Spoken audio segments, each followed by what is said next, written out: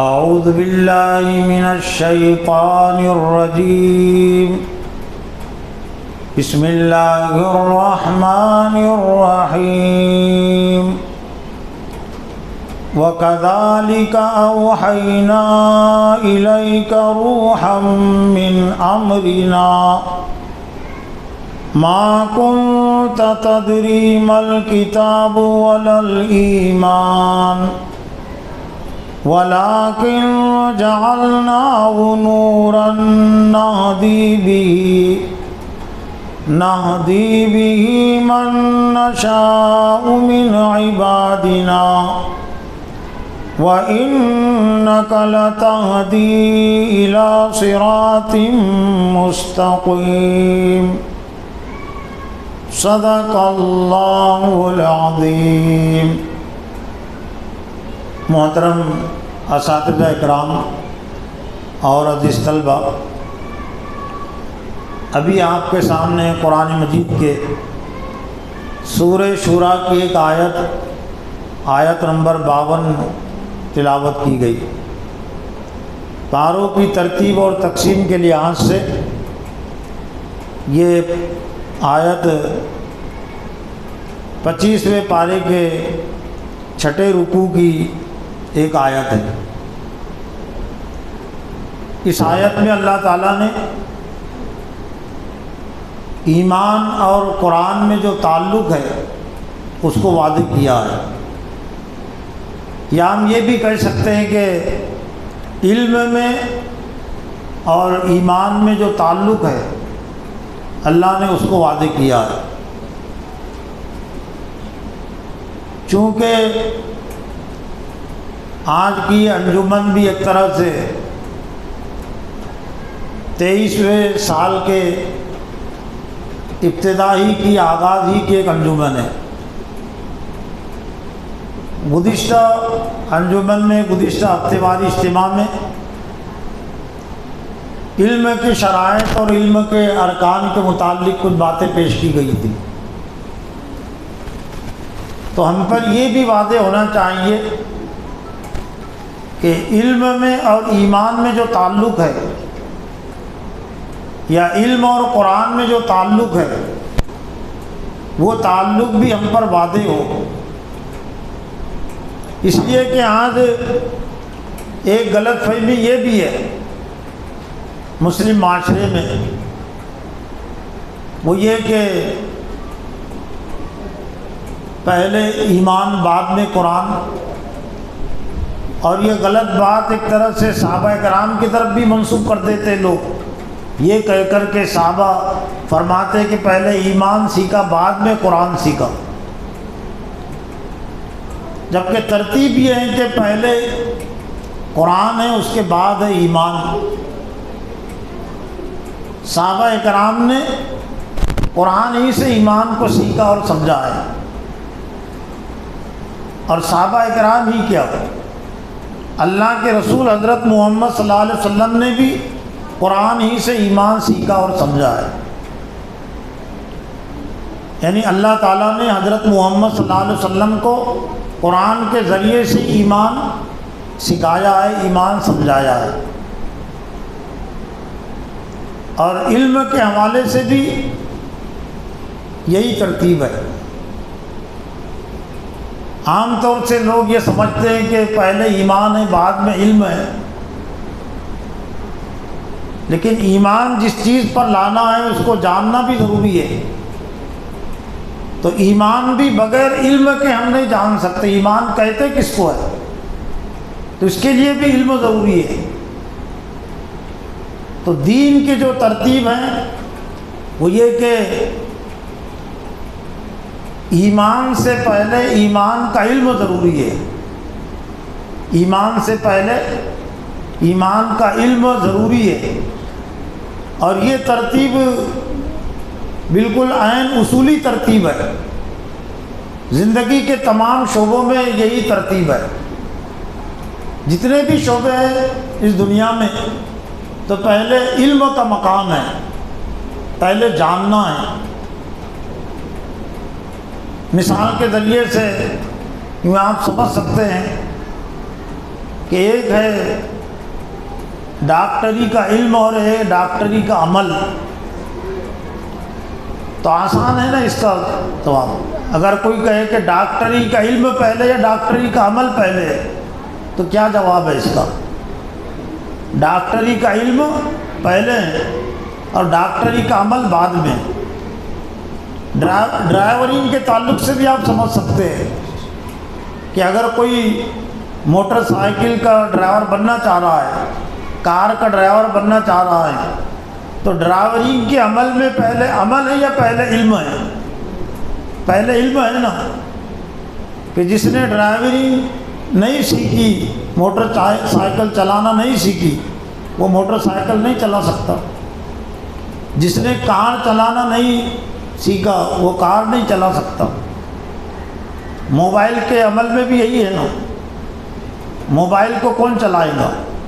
جس کو موبائل چلانے کا علم ہے۔ تو ایسے ہی ایمان کا بھی معاملہ ہے کہ ایمان کو جاننے کے لیے بھی ایمان کا علم ضروری ہے۔ یعنی ہم یوں بھی کہہ سکتے ہیں کہ اسلام کا جو آغاز ہے، دین کا جو آغاز ہے، وہ علم سے ہوتا ہے۔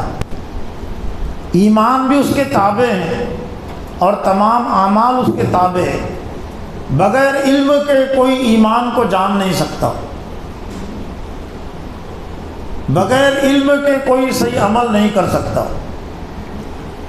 جو آیت میں نے پڑھی ہے، اس آیت میں اللہ تعالیٰ نے ایمان میں اور قرآن میں جو تعلق ہے اس کو بیان کیا ہے۔ وَكَذَلِكَ أَوْحَيْنَا إِلَيْكَ رُوحًا مِّنْ أَمْرِنَا، اور اسی طرف نے آپ کی طرف اے محمد صلی اللہ علیہ وسلم اس روح کی وحی کی ہے۔ روحًا مِّنْ أَمْرِنَا، روح سے مراد حضرت جبرائیل علیہ السلام بھی ہے، ان کا یہ صفاتی نام ہے، جیسا سورہ قدر میں بھی ہے تنزل الملائکۃ والروح، فرشتے اور روح۔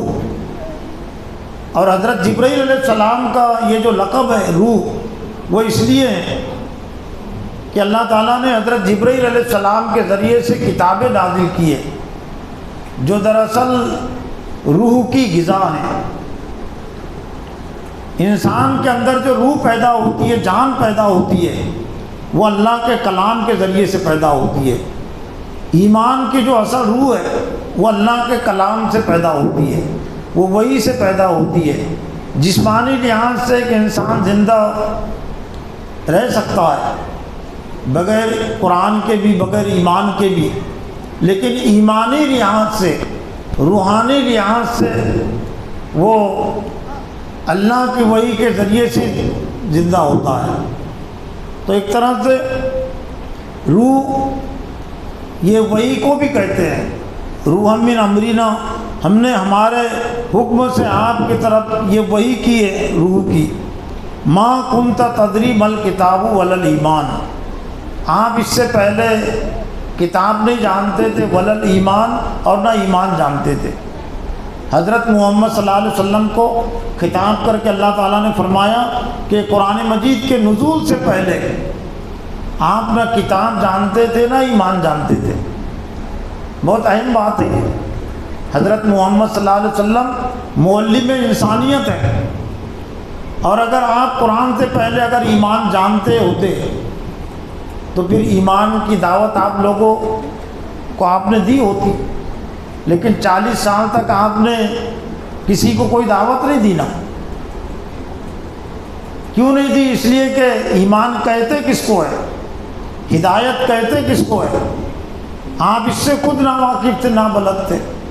اور یہی کیفیت اللہ تعالیٰ نے حضرت صلی اللہ علیہ وسلم کی سورہ ضحیٰ میں بھی بیان کی ہے۔ وَوَجَدَكَ ضَالًّا فَهَدَىٰ، تحقیق کہ ہم نے آپ کو ضالن کہتے گمراہی کو، لیکن حضرت صلی اللہ علیہ وسلم کے مقام و مرتبے کا لحاظ کرتے ہوئے جو مترجمین نے ترجمہ کیا، ہم نے آپ کو ناواقف راہ پایا، سیدھے راستے کا علم آپ کو نہیں تھا، فہدا، بس ہم نے آپ کو ہدایت دی۔ 40 سال کی عمر جیسے آپ کے قریب قریب ہو رہی تھی، 40 سال کی عمر کے آپ، تو آپ کی یہ جو بے چینی وہ بڑھتے جا رہی تھی کہ دنیا کا جو بگاڑ ہے، انسانوں کا جو بگاڑ ہے کیسے دور ہو، اور اسی فکر میں آپ غار ہرا میں جایا کرتے تھے۔ آپ پر ایک طرح سے یہ بوجھ سوار تھا کہ انسانیت کو ہدایت کیسے ملے۔ سورہ نشرہ میں بھی اللہ تعالیٰ نے آپ کی اسی کیفیت کو بیان کیا۔ جو احسانات اللہ تعالیٰ نے یاد دلائے سورہ نشرہ میں، ان میں سے ایک احسان یہ بھی ہے کہ الم نشرح لک صدرک ووضعنا عنک وزرک الذی انقض ظہرک، کیا ہم نے آپ کے لیے آپ کے سینے کو کھول نہیں دیا اور آپ پر سے وہ بوجھ نہیں ہٹا دیا جو آپ کی پیٹھ توڑے جا رہا تھا؟ تو لکڑیوں کا بوجھ تو وہ نہیں تھا، کوئی پتھروں کا بوجھ نہیں تھا، وہ انسانوں کی ہدایت کا بوجھ، انسانوں کے بگاڑ کا بوجھ کہ یہ بگاڑ کیسے دور ہو، لوگ کفر اور شرک سے کیسے نکلے، لیکن کوئی ہدایت کا راستہ آپ کے پاس نہیں تھا۔ تو اللہ نے پھر قرآن کے ذریعے سے آپ کو ہدایت دی، الذی انقض ظہرک، آپ کی پیٹھ گویا کہ اس سے ٹوٹے جا رہی تھی بوجھ کی وجہ سے، تو اللہ نے آپ پر قرآن مجید کو نازل کر کے آپ کا یہ کام آسان کر دیا۔ تو اللہ نے یہی بات ارشاد فرمائی کہ ما کنت تدری ما الکتاب ولا الایمان، آپ اس سے پہلے نہ ایمان جانتے تھے نہ کتاب جانتے تھے، ولیکن جعلناہ نورا نہدی بمن نشاء من عبادنا، اور لیکن ہم نے اس کو روشنی بنایا، قرآن مجید کو ہم نے روشنی بنایا، اجالا، نہدی بہ من نشاء من عبادنا، ہم ہدایت دیتے ہیں اسی کے ذریعے سے ہمارے بندوں میں سے جسے چاہتے ہیں۔ تو ذریعہ ہدایت ہر دور میں اللہ کی کتاب رہی، اللہ کی کتابیں رہی ہے۔ قرآن مجید سے پہلے ذریعہ ہدایت کبھی صحیفے تھے جو حضرت آدم علیہ السلام پر، حضرت اور بھی انبیاء پر نازل ہوئے۔ ذریعہ ہدایت کبھی توریت تھی، کبھی انجیل تھی، اور کبھی زبور تھی، اور اللہ تعالیٰ نے اس کا تذکرہ حضرت آدم اور حضرت حوا کو زمین پر بھیجنے سے پہلے ہی کر دیا تھا۔ سورہ بقرہ کے چوتھے رکوع میں اللہ تعالیٰ نے انسانوں کی پیدائش کے مقصد کو بھی بیان کیا، اور پھر ایک بطور امتحان کے جنت میں اللہ تعالیٰ نے رکھا تھا۔ ابلیس نے آپ کو بہکایا، تو اللہ نے زمین پر بھیجنے کا جو فیصلہ کیا وہ سورہ بقرہ کی آیت، سورہ بقرہ کے چوتھے رکوع کے آخر میں کہ قُلْنَا اهْبِطُوا مِنْهَا جَمِيعًا فَإِمَّا يَأْتِيَنَّكُم مِّنِّي هُدًى فَمَن تَبِعَ هُدَايَ فَلَا خَوْفٌ عَلَيْهِمْ وَلَا هُمْ يَحْزَنُونَ، یہاں سے اتر جاؤ، میری جانب سے ہدایت آئیں گی۔ تو جب بھی میری جانب سے ہدایت آئے گی، فَمَن تَبِعَ هُدَايَ فَلَا خَوْفٌ عَلَيْهِمْ وَلَا هُمْ يَحْزَنُونَ، تو جو اس ہدایت کی اتباع اور پیروی کرے گا اس پر کوئی ڈر اور خوف نہیں ہوگا۔ تو اسی ہدایت کو اللہ تعالیٰ نے پھر صحیفوں کے ذریعے سے اور کتابوں کے ذریعے سے نازل کیا، اور اسی ہدایت کو اللہ تعالیٰ نے کامل شکل میں حضرت محمد صلی اللہ علیہ وسلم پر قرآن مجید کو کے نزول کے ذریعے سے نازل کیا۔ تو اللہ نے وَلَٰكِن جَعَلْنَاهُ نُورًا نَهْدِي بِمَن نَّشَاءُ مِنْ عِبَادِنَا، اور ہم نے اس کو روشنی بنایا، ہم اس کے ذریعے سے ہمارے بندوں میں سے جسے چاہتے ہدایت دیتے ہیں۔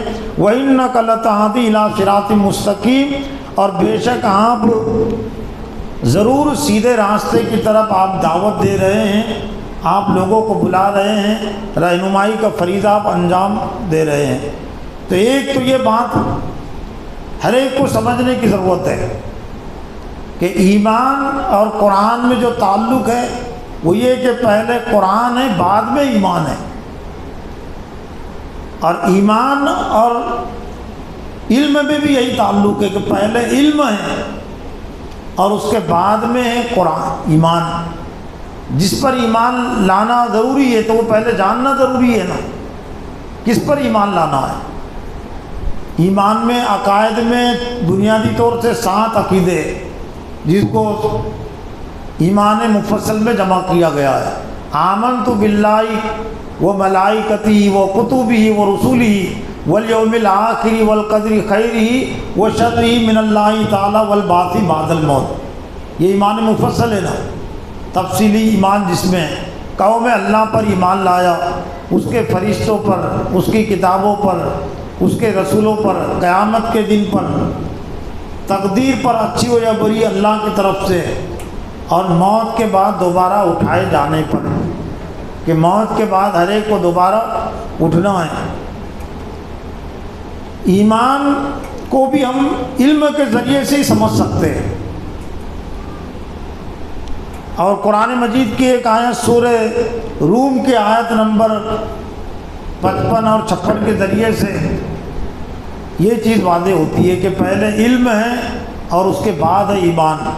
وَيَوْمَ تَقُومُ السَّاعَةُ يُقْسِمُ الْمُجْرِمُونَ مَا لَبِثُوا غَيْرَ سَاعَةٍ كَذَلِكَ كَانُوا يُؤْفَكُونَ وَقَالَ الَّذِينَ أُوتُوا الْعِلْمَ وَالْإِيمَانَ لَقَدْ لَبِثْتُمْ فِي كِتَابِ اللَّهِ إِلَى يَوْمِ الْبَعْثِ فَهَذَا يَوْمُ الْبَعْثِ وَلَكِنَّكُمْ لَا تَعْلَمُونَ۔ اور جب قیامت قائم ہوگی تو جو نافرمان ہیں وہ قسمیں کھائیں گے کہ ما لبثوا غیر ساعۃ، قیامت کے دن کے مقابلے میں دنیا کی زندگی ان کو ایسے لگے گی گویا کہ ایک ساعت، ایک گھڑی دنیا میں وہ ٹھہرے، جبکہ دنیا میں وہ کئی سال رہے۔ تو قسمیں کھائیں گے کہ ما لبثوا غیر ساعۃ، ہم ایک ساعت سے، ایک گھڑی سے زیادہ نہیں ٹھہرے، اور اسی طرح سے دنیا میں بھی وہ دھوکہ کھائے ہوئے تھے۔ وَقَالَ الَّذِينَ أُوتُوا الْعِلْمَ وَالْإِيمَانَ، لیکن اللہ نے فرمایا کہ جن لوگوں کو علم اور ایمان دیا گیا تھا، میں نے جس غرض کے تحت یہ آیت لایا وہ ترتیب کو واضح کرنے کے لیے کہ قرآنی لحاظ سے بھی پہلے علم کی ترتیب ہے، بعد میں ایمان کی ترتیب ہے۔ وَقَالَ الَّذِينَ أُوتُوا الْعِلْمَ وَالْإِيمَانَ، اور کہیں گے وہ لوگ جن کو علم اور ایمان دیا گیا تھا، لیکن ایمان کا تذکرہ بعد میں ہے نا، پہلے کائے کا تذکرہ ہے؟ علم کا تذکرہ۔ علم سے انہوں نے ایمان کو جانا ہے، تو جن کو علم اور ایمان دیا گیا تھا تو وہ کہیں گے لَقَدْ لَبِثْتُمْ فِي كِتَابِ اللَّهِ إِلَى يَوْمِ الْبَعْثِ، تحقیق کہ تم ٹھہرے اللہ کے کتاب کے مطابق إِلَى يَوْمِ الْبَعْثِ، اٹھائے جانے والے دن تک۔ فَهَذَا يَوْمُ الْبَعْثِ، اور یہ اٹھائے جانے والا دن یعنی قیامت کا دن، لیکن تم اس کو جانتے نہیں ہیں۔ علم اور ہدایت میں بھی، اور علم اور قرآن، علم ایک طرح سے قرآن مجید کا صفاتی نام بھی ہے، جو اللہ تعالیٰ نے قرآن مجید کے نام جو قرآن میں بیان کیے تو ان میں ایک علم بھی ہے۔ یہاں دو آیتیں میں پیش کر رہا ہوں، دو جگہوں کی، سورہ بقرہ کی ایک آیت نمبر 120 اور ایک سورہ آل عمران کی آیت نمبر 61۔ قُلْ إِنَّ هُدَى اللَّهِ هُوَ الْهُدَى، کہہ دیجئے کہ ان ہدی اللہ، بے شک اللہ کی ہدایت ہی دراصل اصل ہدایت ہے۔ وَلَئِنِ اتَّبَعْتَ أَهْوَاءَهُمْ بَعْدَ الَّذِي جَاءَكَ مِنَ الْعِلْمِ مَا لَكَ مِنَ اللَّهِ مِنْ وَلِيٍّ وَلَا نَصِيرٍ، اور اگر آپ نے ان کی خواہشات کی اتباع اور پیروی کی، حضرت محمد صلی اللہ علیہ وسلم کو ایک طرح سے نصیحت کی جا رہی ہے، اور آپ کے ذریعے سے پوری امت کے لیے نصیحت ہے، حالانکہ آپ لوگوں کی خواہشات کی اتباع اور پیروی نہیں کر سکتے تھے، لیکن لوگوں کی خواہشات کی اتباع اور پیروی سے بچنا کتنا ضروری ہے، اس کی اہمیت کو واضح کرنے کے لیے اللہ نے فرمایا کہ اگر آپ نے ان کی یعنی یہود نصارہ مشرکین منافقین کی اگر خواہشات کی اتباع اور پیروی کی، بعد الذی جاءک من العلم، باوجود ہے کہ آپ کے پاس علم آ گیا، تو کیا آیا تھا اللہ کے رسول کے پاس؟ قرآن ہی آیا تھا نا، تو قرآن کو اللہ تعالیٰ نے علم قرار دیا ہے، اصل علم وہ اللہ کا کلام قرآن مجید ہے۔ تو اگر علم آ جانے کے بعد بھی اگر آپ نے ان کے خواہشات کی اتباع اور پیروی کی تو ما لک من اللہ من ولی ولا نصیر، تو آپ کے لیے اللہ کے علاوہ کوئی دوست نہیں ہوگا، کوئی مددگار نہیں ہوگا۔ تو ہر مومن کے لیے ضروری ہے کہ وہ قرآن مجید کی اتباع اور پیروی کرے، لوگوں کی خواہشات کی اتباع اور پیروی سے بچے۔ اور پھر سورہ آل عمران کے آیت نمبر میں بھی اللہ تعالیٰ نے قرآن مجید کو علم کہا، علم قرار دیا ہے۔ فمن حاجک فیہ من بعد ما جاءک من العلم، اگر یہ آپ سے حجت کرے، بحث مباحثہ کرے، جھگڑا کرے، من بعد ما جاءک من العلم، باوجود ہے کہ آپ کے پاس علم آ گیا، تو آپ کے پاس قرآن ہی آیا تھا، تو قرآن کو ایک طرح سے اللہ تعالیٰ نے علم قرار دیا ہے۔ پھر قرآن میں اور علم میں جو تعلق ہے، پہلے علم ہے بعد میں ایمان ہے۔ سورہ بقرہ کا جو آخری رکوع ہے، اس آخری رکوع سے بھی یہ چیز واضح ہوتی ہے۔ سورہ بقرہ کے آیت نمبر 285، آمن الرسول بما انزل الیہ من ربہ والمؤمنون کل آمن باللہ وملائکتہ وکتبہ ورسلہ لا نفرق بین احد من رسلہ وقالوا سمعنا واطعنا غفرانک ربنا والیک المصیر۔ آمن الرسول، رسول ایمان لائے، کس چیز پر ایمان لائے؟ بما انزل الیہ، جو ان کی طرف نازل کیا گیا۔ تب گویا کہ ایمان کا اصل مقصد کیا ہے؟ ایمان میں اول چیز کیا ہے؟ وہ اللہ کے نازل کردہ کتاب، نازل کردہ احکام۔ تو رسول دراصل جس پر ایمان لانا ہے وہ اللہ کی کتاب ہی ہے، وہ اللہ کے احکام ہی ہے۔ اللہ کے احکام کو، اللہ کی کتاب کو نظر انداز کر کے، اللہ کے ذات کو نظر انداز کر کے ایمان کس چیز کا نام ہے؟ تب اللہ پر ایمان لانے کے لیے اللہ کو جاننا ضروری ہے۔ فرشتوں کو جاننا ضروری کہ فرشتے ہے کون، کتابیں ہے کیا، آخرت ہے کیا۔ تو آمن الرسول بما انزل الیہ من ربہ والمؤمنون، رسول سے مراد حضرت محمد صلی اللہ علیہ وسلم۔ رسول ایمان لائے جو ان کی طرف نازل کیا گیا ان کے رب کی طرف سے، والمؤمنون، اور ایمان والے بھی، جن میں اولین طور پر صحابہ تھے، اور ہم بھی ایمان والے ہی ہیں نا۔ تو گویا کہ ایمان والوں کو بھی کس پر ایمان لانا ہے؟ وہ اللہ نے جو نازل کیا۔ کل آمن باللہ، تمام ایمان والے بھی ایمان لاتے ہیں اللہ پر، وہ ملائکتی، اس کے فرشتوں پر، وہ کتبی، اور اس کی کتابوں پر، وہ رسولی، اور اس کے رسولوں پر، لا نفرق بین احد من رسلہ، اور وہ کہتے کہ ہم تفریق نہیں کرتے اس کے رسولوں میں سے۔ تفریق کا مطلب یہ جس طرح یہود و نصارہ تفریق کرتے تھے، کچھ رسولوں کو مانتے تھے کچھ کو نہیں مانتے تھے، لیکن ہم پر جو ذمہ داری اللہ نے ڈالی ہے وہ یہ کہ جتنے رسول اللہ نے بھیجے ہیں ان تمام رسولوں پر ہمارا ایمان ہو۔ ان کے نام جاننا یہ ضروری نہیں ہے، ان کے اتنے نام جاننا ضروری ہے جو قرآن مجید میں بیان ہوئے۔ 1 لاکھ سے زیادہ انبیاء آئے، 1.25 لاکھ کے قریب۔ ایک روایت میں ان کی تعداد 1,24,000 کی بھی ملتی ہے، لیکن قرآن مجید میں جن نبیوں کے ناموں کا تذکرہ ہے وہ صرف 25 انبیاء ہیں جن کے کچھ ناموں کا تذکرہ اور کاموں کا تذکرہ ہے۔ وقالوا سمعنا واطعنا غفرانک ربنا والیک المصیر، وہ کہتے کہ ہم نے سنا اور ہم نے مانا، اطاعت کی، تیری ذات معاف کرنے والی ہے، بخشش کرنے والی ہو، والیک المصیر، اور اسی کی طرف لوٹ کر جانا ہے۔ یہ تو میں نے قرآن مجید کی چند آیات کے ذریعے سے ایمان میں اور قرآن میں جو تعلق ہے، علم میں اور ایمان میں جو تعلق ہے، میں نے اس کو واضح کیا۔ ایک حدیث کے ذریعے سے بھی علم اور قرآن میں جو تعلق ہے وہ بات واضح ہوتی ہے۔ حضرت زیاد بن لبید اس حدیث کے راوی ہے، فرماتے کہ قال ذکر النبی صلی اللہ علیہ وسلم شیئا، نبی صلی اللہ علیہ وسلم نے آئندہ سے متعلق ایک فتنے کا ذکر کیا کہ آئندہ ایک فتنہ ظاہر ہوگا، ایمان والوں میں بھی عام انسانوں میں بھی۔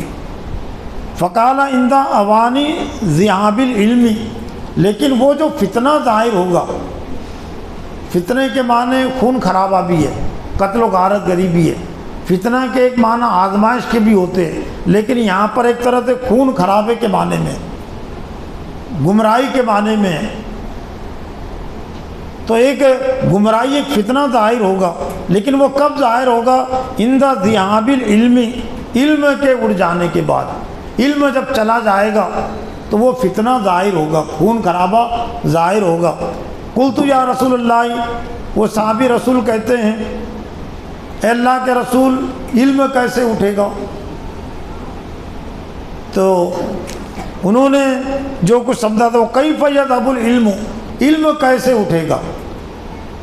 نحن نقرأ القرآن، ہم قرآن پڑھتے ہیں، وہ نقرئ ابناءنا، اور ہم اس کو ہمارے بیٹوں کو پڑھاتے ہیں، وہ یقرئ ابناؤنا، اور وہ اپنے بیٹوں کو پڑھا اور ہمارے بیٹے اپنی اولاد کو پڑھائیں گے۔ تو اللہ کے رسول فرمایا کہ فقال ثقلت کا امو کا یاد اے زیاد، تیری ماں تجھ کو گم کرے، یعنی ایک طرح سے یہ پیار کا جملہ، لاڑ کا جملہ بھی ہوتا تھا یا تعجب کی بات بھی ہوتی تھی۔ ان کنت لاراک من افقی رجل بالمدینہ، کہ میں تو تجھے مدینہ کا سمجھدار آدمی سمجھتا تھا، کیا یہ یہود و نصارہ توریت اور انجیل کو نہیں پڑھتے لیکن جو کچھ ہے اس میں عمل نہیں کرتے؟ تو گویا کہ وہ عمل نہیں کرتے، تو اللہ کے رسول نے فرمایا کہ گویا کہ عمل نہیں کرنا علم پر، تو ایک طرح سے یہ علم کا چلے جانا ہے، علم کا اٹھایا جانا ہے۔ لیکن اس میں قابل توجہ جو بات ہے وہ یہ کہ اللہ کے رسول نے فرمایا کہ وہ جو فتنہ ظاہر ہوگا علم کے اٹھنے کے بعد، تو صحابی رسول نے کیا جواب دیا تھا؟ کیف یذهب العلم نحن نقرأ القرآن۔ علم کا مطلب صحابہ کیا سمجھتے تھے؟ قرآن ہی لیتے تھے نا۔ صحابی نے کہا اللہ کے رسول ہم قرآن پڑھنے والے ہیں، تو علم کا مفہوم مطلب صحابہ کرام کے نزدیک وہ قرآن تھا۔ تو علم کیسے اٹھے گا؟ یعنی گویا کہ قرآن ہم پڑھتے ہیں اور ہمارے بیٹوں کو ہم پڑھاتے ہیں اور ہمارے بیٹے اپنے بیٹوں کو پڑھائیں گے، تو ایک ذمہ داری اس میں یہ بھی عائد ہو جاتی ہے کہ ہم اپنی اولاد کو قرآن پڑھائیں اور ہماری اولاد بھی اپنی اولاد کو قرآن پڑھائے۔ تو اللہ کے رسول نے پھر اس کی وضاحت کی علم کے چلے جانے کی کہ لوگ یہ پڑھیں گے قرآن مجید لیکن اس پر عمل نہیں کریں گے، تو ایک طرح سے یہ بھی علم کا اٹھ جانا ہے۔ اور آپ نے یہود و نصارہ کی مثال دی کہ کیا یہ یہود و نصارہ توریت اور انجیل نہیں پڑھتے؟ یعنی توریت اور انجیل پڑھتے ہیں لیکن لا یعملون بشیء مما فیہما، لیکن توریت اور انجیل میں جو احکام ہیں، جو تعلیمات ہیں، اس پر عمل نہیں کرتے۔ لیکن آج اگر امت مسلمہ کا جائزہ لیا جائے تو اس سے بھی زیادہ افسوسناک صورتحال ہے۔ یعنی یہود و نصارہ کے متعلق اللہ نے فرمایا کہ توریت اور انجیل یقرؤون التوراۃ والانجیل، وہ توریت اور انجیل پڑھتے ہیں لیکن اس کے احکام پر عمل نہیں کرتے۔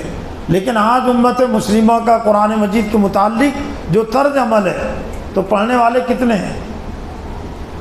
پڑھنے والے بہت کم ہیں نا، اور جو پڑھتے ہیں تو اس میں سمجھنے والے کتنے ہیں؟ سمجھنے والے اس سے بھی کم ہیں۔ یعنی یوں کہہ سکتے ہیں کہ امت مسلمہ کے 10% افراد شاید قرآن مجید کو پڑھتے ہوں گے، زیادہ سے زیادہ، یعنی نادرہ پڑھنے والے 10% ہی ہو سکتے نا۔ اور جو پڑھنے والے ہیں نادرہ، تو پڑھنے والوں میں کی 1% ہی شاید ہوگی کہ جو جانتی ہوگی لا یعمل۔ یہاں اللہ نے یہود و نصارہ اللہ کو فرمایا کہ عمل نہیں کرتے، لیکن آج اگر امت مسلمہ کا جائزہ لیا جائے، بلکہ بہت سارے حفاظ کا بھی جائزہ لیا جائے، تو لا یعلمون کا اطلاق ہوگا نا، لا یعلمون فیہ، یعنی قرآن مجید میں جو کچھ علم ہے، جو کچھ احکام ہے، اس کو جانتے نہیں۔ عمل تو آگے کی چیز ہے جی، علم ہوگا قرآن کے احکام کا تو ہی عمل ہوگا۔ تو آج ضرورت اس بات کی بھی ہے کہ ہم علم کے متعلق قرآن کی اہمیت کو سمجھے کہ پہلے علم ہے اور بعد میں پھر عمل ہے۔ علم پر ایک طرح سے قرآن پر ایمان لانے کا نام ایمان ہے، یعنی بغیر علم کے ہم ایمان کو بھی نہیں سمجھ سکتے۔ ایمان کے لیے بھی علم ضروری ہے، اور علم دراصل قرآن مجید کا صفاتی نام ہے۔ اصل علم وہ اللہ کا کلام قرآن مجید ہے، اور اسی علم سے ایک طرح سے ہمارا تعلق رشتہ قائم ہو، تو یہ دارالعلوم اشاعت القرآن کا ادارہ قائم کیا گیا ہے تاکہ قرآن کو ہم اپنے اندر جمع بھی کریں اپنے ذہن اور دماغوں میں، اور پھر اس کی اشاعت بھی کریں۔ اشاعت کہتے پھیلانے کو، اپنے عمل کے ذریعے سے بھی اور اپنے قول کے ذریعے سے بھی۔